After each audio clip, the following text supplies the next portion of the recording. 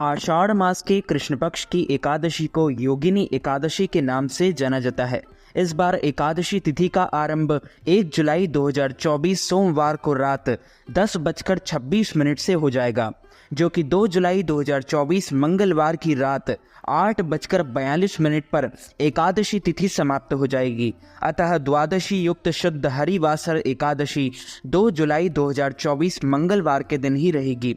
इसी दिन सभी भक्तजनों और माताओं बहनों को वैष्णवों को एकादशी का व्रत 2 जुलाई 2024 मंगलवार को ही रखना है एवं एकादशी व्रत का पारणा व्रत खोलने का समय 3 जुलाई 2024 बुधवार की सुबह 5:54 से 7:54 के बीच में आपको कर लेना चाहिए, यानी कि व्रत का खोल लेना चाहिए।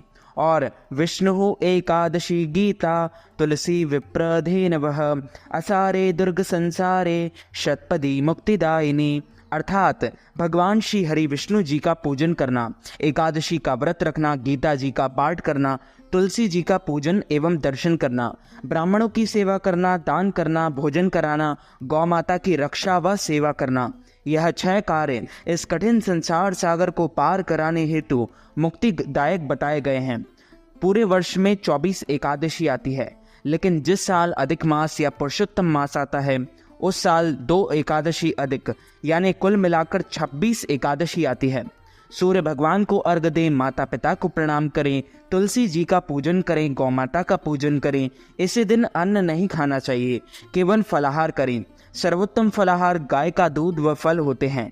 झूठ ना बोलें, क्रोध ना करें, लड़ाई झगड़ा एवं वाद विवाद बिल्कुल ना करें। ब्रह्मचर्य व्रत का पालन करना चाहिए। दाढ़ी कटिंग व शेविंग ना करें। किसी का भी आप अपमान या अनादर ना करें। दिन में ना सोए, रात्रि जागरण करें। पूजन पाठ करके ब्राह्मण के मुख से ही एकादशी व्रत कथा का श्रवण करें। कथा सुनने के बाद यथाशक्ति ब्राह्मणों को दक्षिणा प्रदान करें एवं शुभ मुहूर्त में एकादशी के अगले दिन ही व्रत का पारण करें। बोलिए श्री लक्ष्मी नारायण भगवान की जय, श्री वृंदावन बिहारी लाल की जय, श्री गिरिराज धरण की जय, बाल कृष्ण लाल की जय, श्याम सुंदर श्री यमुने महारानी की जय, जगत गुरु श्री वल्लभाधीश की जय, गोसाई जी परम दयाल की जय, श्री गुरुदेव की जय, लाडले लाल की जय, आज के आनंद की जय। धर्मराज युधिष्ठिर कहने लगे कि भगवान, मैंने ज्येष्ठ शुक्ल एकादशी के व्रत का महात्म्य सुना।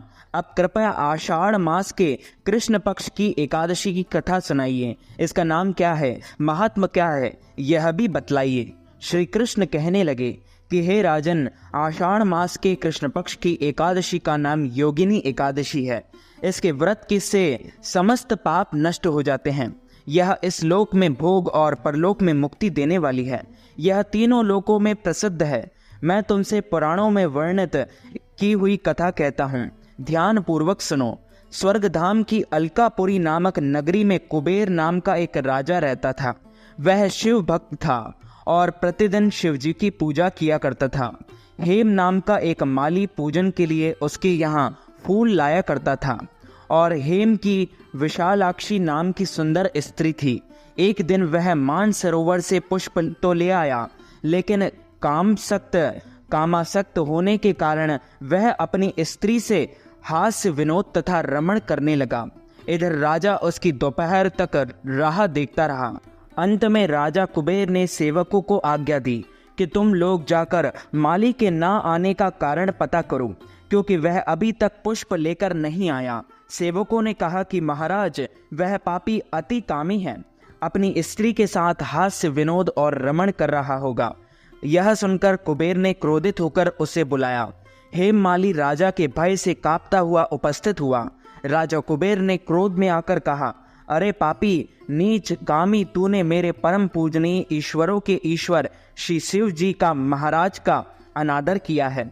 इसलिए मैं तुझे श्राप देता हूँ कि तू स्त्री का वियोग सहेगा और मृत्यु लोक में जाकर कौड़ी बनेगा। कुबेर के श्राप से हेम माली का स्वर्ग से पतन हो गया और वह उसी क्षण पृथ्वी पर गिरा और भूतल पर आते ही उसके शरीर में श्वेत कोण हो गया। उसकी स्त्री भी उसी समय अंतर्ध्यान हो गई। मृत्युलोक में आकर माली ने महान दुख भोगे।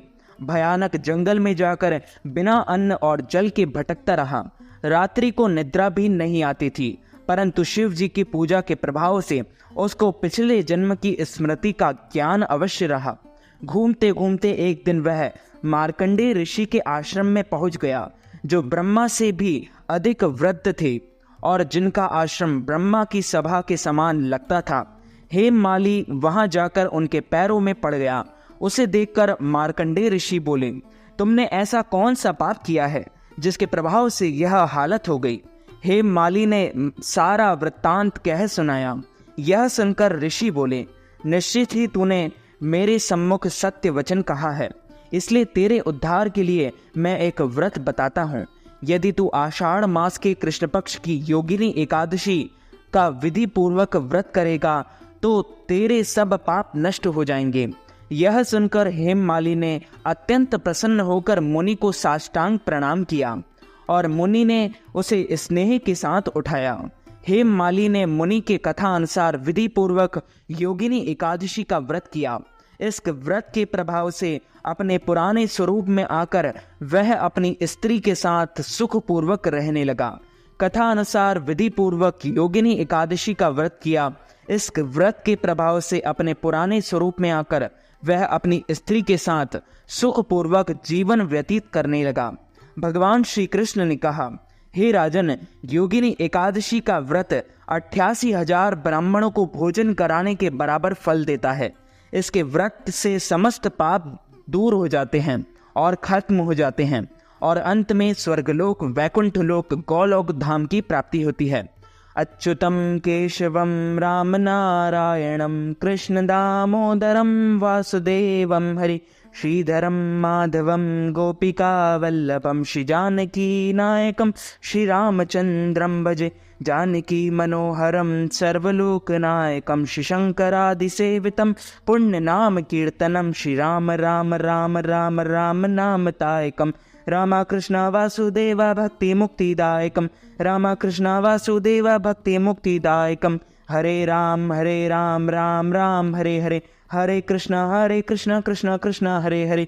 बोलिए श्री लक्ष्मी नारायण भगवान की जय, श्री वृंदावन बिहारी लाल की जय, श्री गिरिराज धरण की जय, रजरानी की जय, रसरानी की जय, राधा रानी सरकार की जय, बाल कृष्ण लाल की जय, श्याम सुंदर श्री यमुने महारानी की जय, जगत गुरु श्री वल्लभाधीश की जय, गोसाई जी परम दयाल की जय, श्री गुरुदेव की जय, लाडले लाल की जय, आज के आनंद की जय। यदि आप योगिनी एकादशी के निमित्त ब्राह्मणों को फलाहार करवाना चाहते हैं या अन्नदान, वस्त्रदान, गौदान, तिलदान अथवा पारणा के निमित्त योगिनी एकादशी के निमित्त कुछ भी दान करना चाहते हैं, दान दक्षिणा प्रदान करना चाहते हैं, तो आप हमारे गूगल पे, फोन पे, पेटीएम या अकाउंट नंबर के माध्यम से नगद राशि प्रदान करके योगिनी एकादशी का संपूर्ण पुण्य लाभ प्राप्त कर सकते हैं। तो मित्रों, हमारे इस ज्ञानवर्धक वीडियो को आप अधिक से अधिक लोगों को शेयर कीजिएगा, लाइक कीजिएगा, कमेंट कीजिएगा और सब्सक्राइब करके बेल आइकन को भी ऑन कर लीजिए। ऐसे ही नए नए वीडियोस देखने के लिए आप सभी को सादर जय श्री कृष्ण, सादर धन्यवाद।